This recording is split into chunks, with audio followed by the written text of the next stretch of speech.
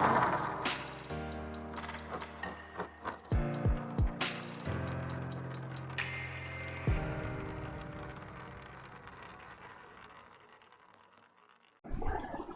to all of you, SST College of Arts and Commerce, Ulhasnagar 4.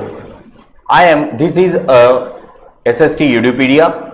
I am Assistant Professor Sachin Falke, Department of History. आज आपला विषय आहे TYBA Semester 5, Subject History of Contemporary World आणि आजचा अभ्यासाचा विषय आहे कोल्ड वॉर म्हणजेच शीतयुद्ध. विद्यार्थी मित्रांनो, सर्वात प्रथम जगाच्या इतिहासातील अत्यंत महत्त्वाच्या घटनांमध्ये शीतयुद्धाचं सुद्धा अत्यंत महत्त्वाचं असं स्थान आहे. सर्वप्रथम या शीतयुद्धाची पार्श्वभूमी आपण या ठिकाणी समजून घेणार आहोत. 1945 या कालखंडामध्ये आपल्याला पाहायला मिळतं की या शीतयुद्धाची प्रथम सुरुवात होते. परंतु यामागची जी पार्श्वभूमी जर आपण पाहिली तर आपल्याला हे तर दिसून येतं की 1939 ते 1945 या कालखंडामध्ये जगात दुसरं महायुद्ध घडून आलं. या दुसरं महायुद्धामध्ये जगातील अनेक राष्ट्र दोन गटांमध्ये सहभागी झालेली होती. एक म्हणजे मित्र राष्ट्र आणि दुसरं म्हणजे या ठिकाणी अक्ष गट. मित्र राष्ट्र आणि अक्ष गटांमध्ये घडून आलेल्या युद्धाचा शेवट हा या ठिकाणी 1945 मध्ये जपानच्या शरणागतीने म्हणजेच 6 ऑगस्ट आणि 9 ऑगस्ट रोजी जपानच्या हिरोशिमा आणि नागासाकी या दोन शहरांवर अमेरिकेने अणुबॉम्ब टाकले आणि नंतर या ठिकाणी संपूर्ण या ठिकाणी जपानच्या या दोन्ही शहरांचा विध्वंस घडून आला. आणि याच घटनेमुळे नंतर जपानने या ठिकाणी दुसऱ्या महायुद्धामध्ये शरणागती पत्करली आणि अशा रीतीने दुसऱ्या महायुद्धाचा शेवट घडून आला. ज्या वेळेला हे दुसरं महायुद्ध संपलं त्याच वेळेला मित्र राष्ट्रांमध्ये अमेरिका, रशिया, इंग्लंड आणि फ्रान्स ही राष्ट्र या ठिकाणी या दुसऱ्या महायुद्धामध्ये मित्र गटात सहभागी होती. आणि याच गटातील अमेरिका आणि रशिया या दोन्ही देशांनी फार मोठ्या प्रमाणामध्ये दुसऱ्या महायुद्धामध्ये या ठिकाणी खूप मोठा पराक्रम दाखवलेला होता. त्याचबरोबर आणि या दोन गटांमध्ये नंतर या ठिकाणी सत्ता संघर्षाची त्या ठिकाणी स्पर्धा सुरू झाली आणि या दोन्ही गटांमध्ये वैचारिक मतभेद या ठिकाणी व्हायला सुरुवात झाली. आणि तीच या ठिकाणी शीतयुद्धाची एक पार्श्वभूमी म्हणून या ठिकाणी ओळखली जाते. या शीतयुद्धाच्या पार्श्वभूमीमध्ये आपल्याला ह्याची जर बीज जर आपण शोधली तर ती आपल्याला 1917च्या रशियन राज्यक्रांतीमध्ये पाहायला मिळतात. ज्या वेळेला रशियामध्ये 1917 मध्ये रशियन राज्यक्रांती घडून आली त्या रशियन राज्यक्रांतीनंतर रशियामध्ये समाजवादी, साम्यवादी या ठिकाणी राष्ट्रांचं या ठिकाणी सरकार तिथे स्थापन झालं आणि तिथे रशियामध्ये मोठ्या प्रमाणात साम्यवाद या ठिकाणी स्वीकारला गेला.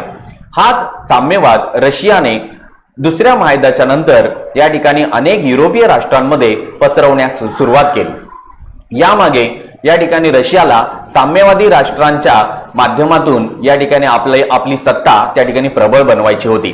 परंतु अमेरिका ही सुद्धा एक या ठिकाणी भांडवलशाही लोकशाही राष्ट्र असल्या कारणामुळे युरोपीय राष्ट्रांमध्ये साम्यवादाचा वाढता प्रभाव हे या ठिकाणी आंतरराष्ट्रीय राजकारणामध्ये फार मोठं या ठिकाणी संकट वाटत असल्या कारणामुळे अमेरिका आणि रशिया यांच्यामध्ये यावरून मोठ्या प्रमाणामध्ये वैचारिक मतभेद, यानंतर एकमेकांच्या विरोधात कूटनीती, यानंतर एकमेकांवरती कुरघोड्या करण्याचं राजकारण फार मोठ्या प्रमाणात चालू झालं. आणि त्याचीच परिणती म्हणजे जरी दुसऱ्या महायुद्धानंतर प्रत्यक्ष या ठिकाणी युद्ध हे जरी संपलेलं असलं तरी मात्र 1945 नंतर वैचारिक मतभेदांना या वैचारिक युद्धाला मात्र सुरुवात झालेली होती आणि त्यालाच आपण शीतयुद्ध असं म्हणतो. म्हणजे प्रत्यक्ष युद्ध न करता एकमेकांच्या विकासाच्या वाटेमध्ये अडचणी निर्माण करणं, एकमेकांवरती कुरघोड्या करणं आणि त्या माध्यमातून या ठिकाणी एकमेकांच्या विरोधात या ठिकाणी राजकारण खेळणं यालाच आपण शीतयुद्ध असं म्हणतो. तिसरं महत्वाचं या ठिकाणी पार्श्वभूमीचा मुद्दा म्हणजे साम्यवाद विरुद्ध भांडवलशाही लोकशाही. ज्या वेळेला रशियामध्ये रशियन राज्यक्रांती झाली त्यावेळेला रशियाने साम्यवादाचा स्वीकार केलेला होता आणि हाच साम्यवाद पसरवण्यामागे या ठिकाणी रशियाने आपली पुढची या ठिकाणी धोरणं आखलेली होती.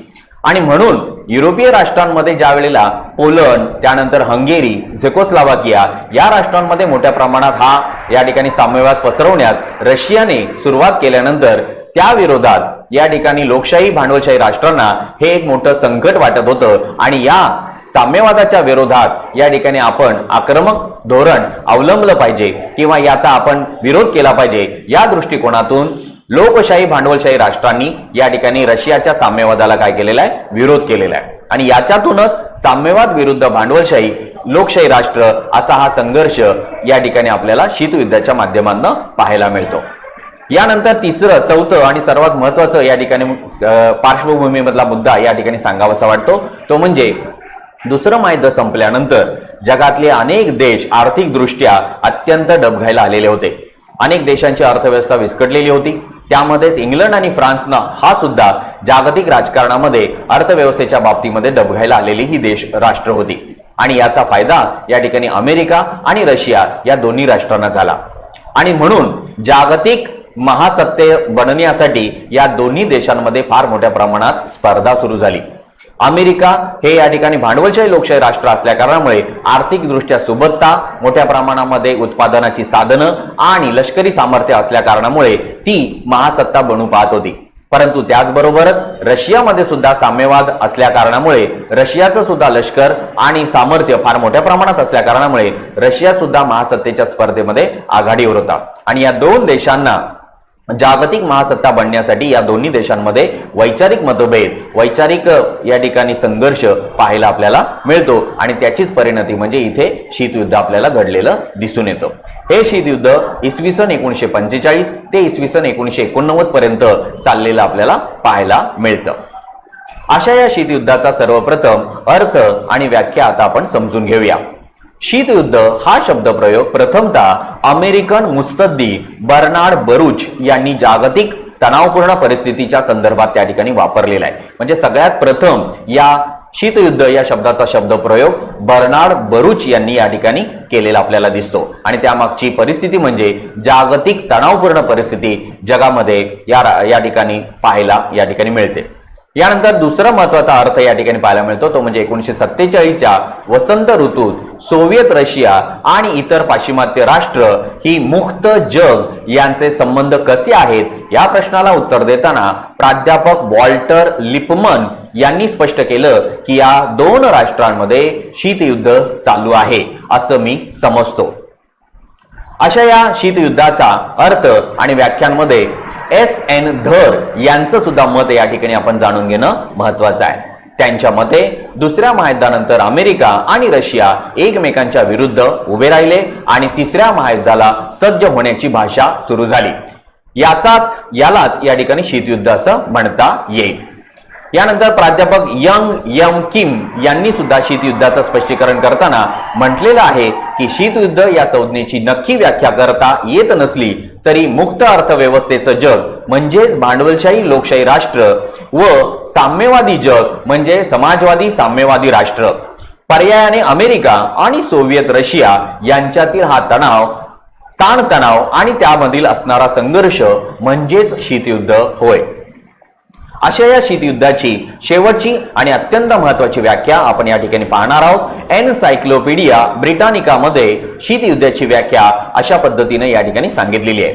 1945 नंतर साम्यवादी राष्ट्र आणि पाश्चिमात्य भांडवलशाही लोकशाही राष्ट्र यांच्यात आणि विशेषतः सोव्हिएत युनियन आणि युनायटेड स्टेट यांच्यात वैचारिक आणि कूटनीतीच्या पातळीवर जो संघर्ष निर्माण झाला त्यालाच शीतयुद्ध असं म्हणतात. अशा या शीतयुद्धाची प्रमुख कारणं आज आपण या ठिकाणी अभ्यासणार आहोत. हे जे शीतयुद्ध घडलं या शीतयुद्धाची प्रमुख कारणं कोणती आहेत तर त्यातलं पहिलं महत्वाचं कारण आहे ते म्हणजे दोन महासत्तांचा उदय. ज्या वेळेला 1945 मध्ये दुसऱ्या महायुद्धाचा शेवट झाला आणि या दुसऱ्या महायुद्धामध्ये मित्र राष्ट्रांचा विजय झाला आणि या मित्र राष्ट्रांमध्ये सर्वात प्रभावशाली आणि अत्यंत महत्वाची अशी जी राष्ट्र होती ती म्हणजे या ठिकाणी अमेरिका आणि रशिया.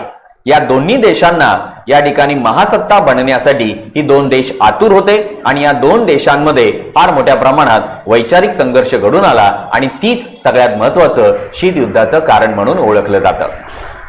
दुसरं कारण सांगितलं जातं ते म्हणजे लोकशाही विरुद्ध साम्यवाद वैचारिक संघर्ष.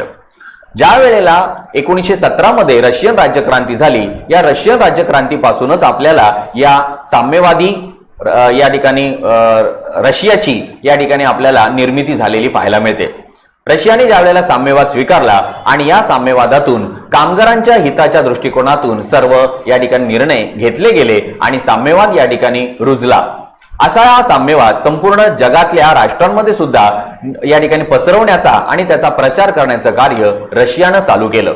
याचाच या ठिकाणी भाग म्हणजे पोलंड, हंगेरी, रुमानिया, झेकोस्लोवाकिया या राष्ट्रांमध्ये रशियाने साम्यवादाचा प्रचार आणि प्रसार करण्यास त्यांना यश प्राप्त झालं।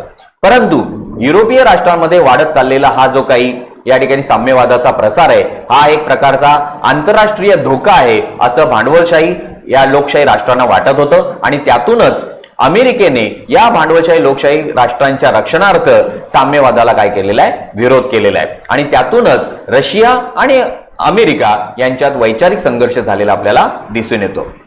तिसरं कारण सांगितलं जातं ते म्हणजे पूर्व युरोपात रशियाचं वर्चस्व। ज्या वेळेला रशियामध्ये साम्यवाद या ठिकाणी आला त्यावेळेला रशियाने याच साम्यवादाचा प्रचार आणि प्रसार दुसऱ्या महायुद्धामध्ये प्रचंड मोठ्या प्रमाणात आर्थिक हानी झालेल्या, अर्थव्यवस्था विस्कटलेल्या आणि त्याचबरोबर फार मोठ्या प्रमाणात मनुष्यहानी आणि वित्तहानी झालेल्या राष्ट्रांना आर्थिक मदत देण्याचा त्यांनी सपाटा चालू ठेवला। याच्यातच पूर्व युरोपीय राष्ट्रांमध्ये पोलंड, हंगेरी, रुमानिया आणि झेकोस्लोवाकिया या राष्ट्रांना रशियाने फार मोठ्या प्रमाणात आर्थिक मदत देऊ केली। त्यांना स्थिर स्थावर बनण्यास या ठिकाणी जी लागेल ती मदत रशियाने पुरवली आणि त्याचाच परिपाक म्हणजे या युरोपीय राष्ट्रांमध्ये साम्यवाद रुजला। परिणामी या साम्यवादाच्या वर्चस्वातून या ठिकाणी रशियाला युरोपीय खंडामध्ये आपलं या ठिकाणी स्वतःचं स्थान निर्माण करायचं होतं आणि तिला जागतिक महासत्ता बनण्यासाठी ती प्रयत्न करत होती। यानंतरचं चौथं कारण सांगितलं जातं ते म्हणजे तुर्कस्तानचा पेच प्रसंग। पहिल्या महायुद्धानंतर आणि दुसऱ्या महायुद्धानंतर तुर्कस्तानचा झालेला पराभव आणि त्या पराभवानंतर रशियाने तुर्कस्तानच्या बाल्कन प्रदेशामध्ये आपलं स्वतःचं अस्तित्व आणि वर्चस्व निर्माण करण्यासाठी तुर्कस्तानशी 1936 मध्ये मैत्रीपूर्ण करार केलेला होता। या मैत्रीपूर्ण कराराचा भंग करून तुर्कस्तानने रशियाशी असलेला जो करार होता तो या ठिकाणी मोडला। परिणामी तुर्कस्तानच्या बाजूने अमेरिकेने 1946 मध्ये तुर्कस्तानला आर्थिक मदत देऊ केली। परिणामी आपल्या वर्चस्वाखालून तुर्कस्तान निसटत आहे ही गोष्ट ज्यावेळेला रशियाला समजली त्यावेळेला रशियाच्या मनात या घटनेबद्दल तीव्र असंतोष निर्माण झाला आणि त्यातूनच तुर्कस्तानच्या या पेच प्रसंगाचाच या ठिकाणी कारण हे रशिया आणि अमेरिका यांच्यातल्या संघर्षाला कारणीभूत ठरलेलं आपल्याला दिसून येतं आणि त्यातूनच शीतयुद्धाला सुरुवात झालेली आपल्याला दिसून येते। पाचवं कारण सांगितलं जातं ते म्हणजे रशियाची इराणमधील मागार। इराणमध्ये सुद्धा फार मोठ्या प्रमाणात नैसर्गिक साधन संपत्ती, खनिज तेलाच्या खाणी आणि या इतर मोठ्या प्रमाणामध्ये साधन संपत्ती उपलब्ध असल्या कारणामुळे इराणमध्ये सुद्धा रशियाने आपलं वर्चस्व निर्माण केलेलं होतं। परंतु ऐन वेळी इराणमध्ये सुद्धा अमेरिकेने आंतरराष्ट्रीय राजकारणामध्ये हस्तक्षेप करून इराणच्या बाजूने त्यांनी मदतीचा हात पुढे केला। परिणामी इराणच्या बाबतीमध्ये सुद्धा रशियाला या ठिकाणी माघार घ्यावी लागली आणि हीच गोष्ट रशियाला या ठिकाणी अत्यंत महत्त्वाची म्हणून ओळखली जाते आणि म्हणून रशिया विरुद्ध अमेरिका असा हा संघर्ष झालेला आपल्याला दिसून येतो। शेवटचं आणि 6वं कारण शीतयुद्धाचं सांगितलं जातं ते म्हणजे ट्रुमन सिद्धांत। ज्या वेळेला आंतरराष्ट्रीय राजकारणामध्ये साम्यवादाच्या विरोधात बलशाली राष्ट्रांना थोपवण्याचं काम ज्या वेळेला केलं जाईल आणि त्याचबरोबर जागतिक शांतता आणि सुव्यवस्थेला ज्या वेळेला धोका निर्माण होईल त्यावेळेला अमेरिका या संपूर्ण संघर्षाचं प्रतिनिधित्व करेल असा हा ट्रुमन सिद्धांत होता। या ट्रुमन सिद्धांतानुसार जगामध्ये या ठिकाणी साम्यवादी राष्ट्रांच्या विरोधात किंवा साम्यवादाच्या विरोधात भांडवलशाही लोकशाही राष्ट्रांना मदत करण्याचं कार्य अमेरिका करेल आणि यातूनच अमेरिका आणि रशिया यांच्यामध्ये हा वैचारिक मतभेद, वैचारिक संघर्ष झालेला आपल्याला दिसून येतो। जरी प्रत्यक्ष युद्ध न लढता मात्र वर्तमानपत्राच्या माध्यमातून आणि मास मीडियाच्या माध्यमातून या ठिकाणी मोठ्या प्रमाणामध्ये एकमेकांवर कुरघोड्या करण्याचं कार्य या राष्ट्रांनी केलं आणि हीच शीतयुद्धाची प्रमुख 6 कारणं सांगितली जातात। अशा रीतीने आज आपण या घटकामध्ये शीतयुद्ध म्हणजे काय आणि या शीतयुद्धाची प्रमुख कारणं या ठिकाणी पाहिली आणि ती या ठिकाणी अभ्यासली। धन्यवाद।